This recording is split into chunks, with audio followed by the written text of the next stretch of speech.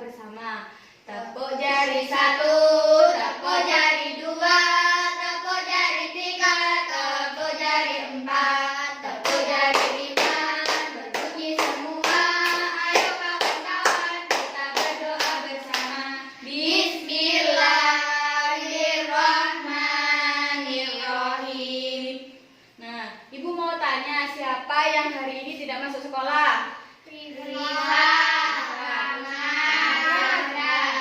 Kenapa tidak masuk sekolah? Nggak tahu. Nggak tahu, kalian kan temannya. Nanti Mas Hari kalau ketemu mereka ditanya ya, kenapa kok nggak masuk sekolah? Misalkan sakit, besok kita jenguk bersama-sama ya. Iya.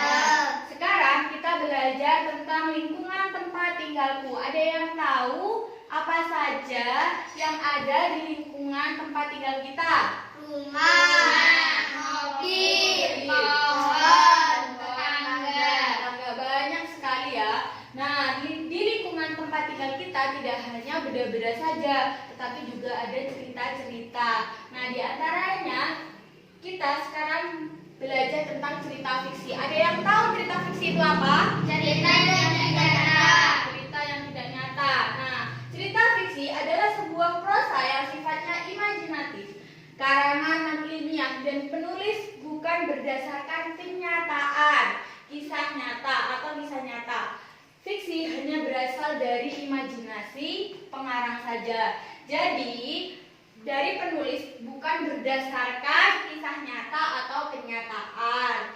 Nah, ciri-ciri fiksi ini sifatnya rekaan atau imajinatif dari seorang pengarang. Dalam cerita fiksi terdapat kebenaran yang tidak mutlak. Terus yang ketiga yaitu dalam cerita fiksi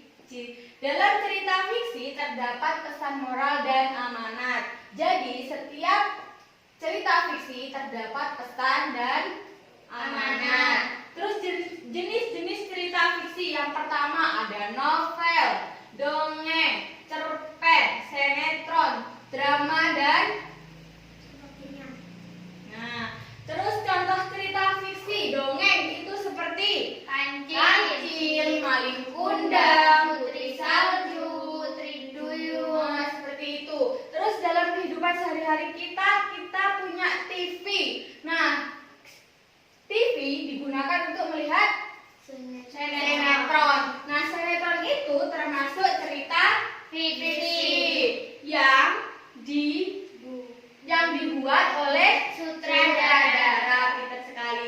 Siapa yang sering melihat sinetron? Saya. Pintar. Terus kalau melihat sinetronnya apa?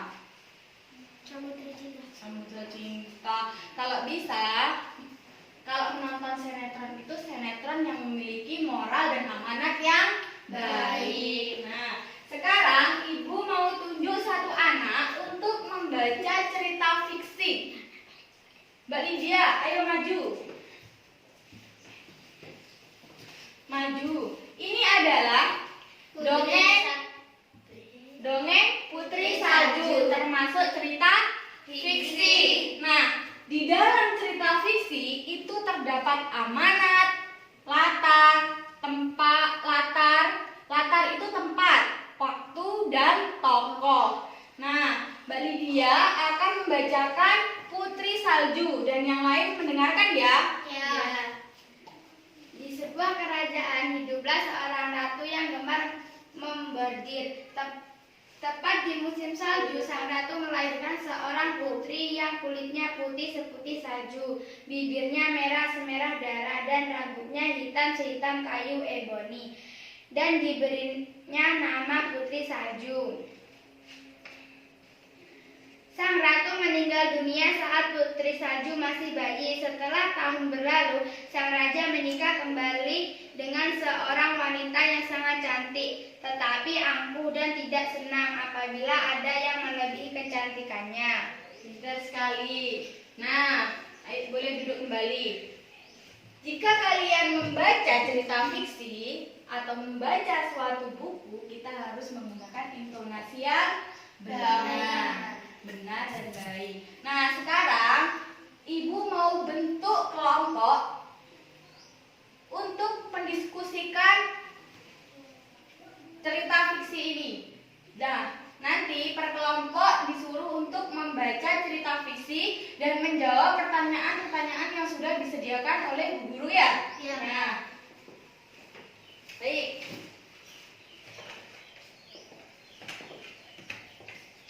Ini dikerjakan per kelompok ya. Nah, sudah selesai anak?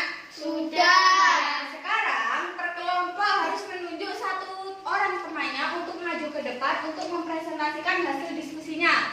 Siapa ya yang mau maju? Balik dia, ayo silakan maju. Bacakan hasil diskusi kelompok kalian. Tokoh, raja, Tokoh, raja, dan ratu. Terus putri salju, watak putri salju baik dan suka menolong. Latar, hutan dan istana. Amanat, berbuatlah baik kepada semua orang. ya pintar sekali, tepuk tangan. Ayo.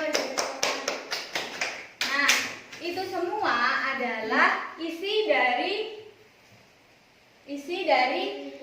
dongeng Putri Salju yang termasuk cerita fiksi. Dan anak-anak jangan lupa harus mencatat atau membaca isi moral atau pesan moral dari cerita fiksi atau dongeng yang kalian baca. Jadi kalian tahu apa pesan moral dari cerita yang kalian baca. Tidak hanya membaca saja, tetapi kalian harus bisa mencontoh atau harus bisa memahami pesan moral dari cerita yang kalian baca, sehingga kalian tidak harus sama kayak apa yang ada dalam dongeng. Nah, Ibu Guru mau tanya, cerita Putri Salju ini termasuk cerita yang bagaimana? Suka menolong. Putri Salju emang suka menolong, tapi ada seseorang yang jahat dan angkuh. Siapa? Ibunya, Ibu tirinya. Ya.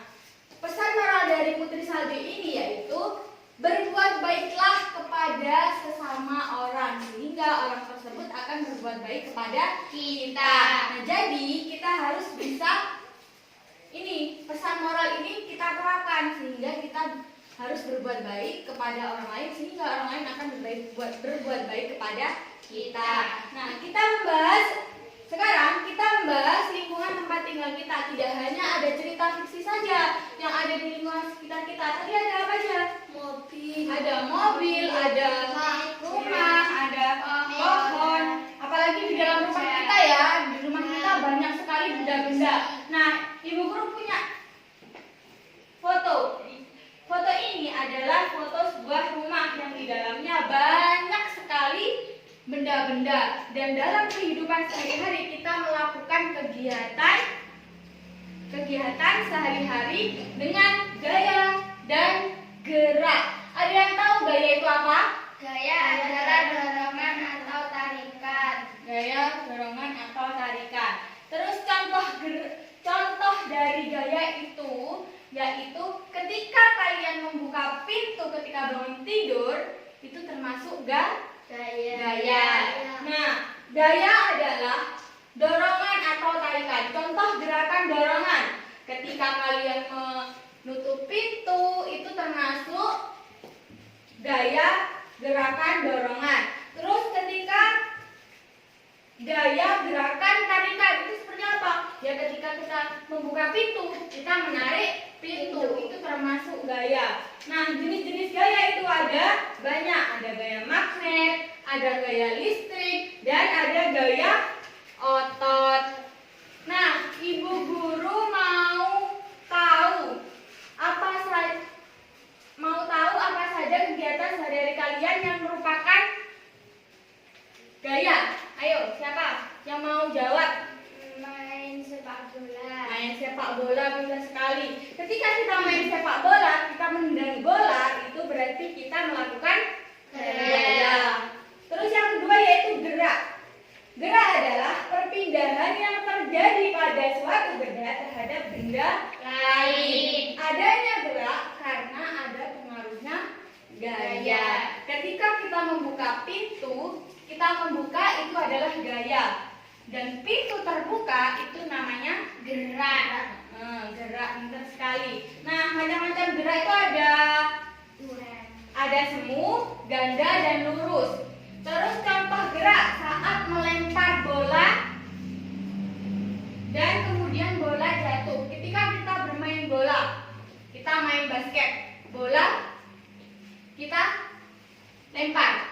Nah, ketika kita melempar bola itu kita termasuk melakukan gaya. Dan ketika bola itu jatuh, itu namanya gerak. Nah, sekarang saya tunjuk satu orang, Mas Arif, melakukan contoh gaya dengan menggunakan meja. Ayo, gimana? Nah, ini adalah suatu tarikan, berarti termasuk gaya. Dan posisi meja yang awalnya di sini kemudian ditarik oleh Mas Arif ke sini itu namanya Gerak. Pintar sekali. Sudah, boleh duduk kembali. Nah, Ibu Guru akan memberikan PR kepada kalian untuk menulis beberapa kegiatan sehari-hari kalian di rumah yang merupakan gaya dan gerak. Dilakukan secara berkelompok ya. Oke, ini saya kasih kertasnya. Nah, sekarang untuk mengakhiri pembelajaran pada pagi hari ini, tadi kita belajar apa saja? Tempat tinggal kita. Lingkungan tempat tinggal kita. Nah, di dalam lingkungan tempat tinggal kita ada apa sih? Ada apa saja? Ada cerita fiksi, ada benda-benda. Terus yang kita lakukan dalam sehari-hari itu termasuk apa? Gaya dan gerak. Pintar sekali. Nah, anak-anak semua, kalian harus rajin belajar. Supaya apa? Supaya pintar. Terus makan makanan yang bergizi. Sering-sering olahraga supaya kalian tidak sakit. Karena sekarang ini banyak sekali virus-virus yang menyerang baik kalangan muda maupun kalangan anak-anak maupun kalangan tua. Jadi kalian harus memakan makanan yang bergizi, olahraga, istirahat teratur, sehingga kalian bisa belajar dengan baik. Nah, untuk mengakhiri pembelajaran pada pagi hari ini, marilah kita membaca hamdalah. Alhamdulillahirabbil alamin. Segala puji bagi Allah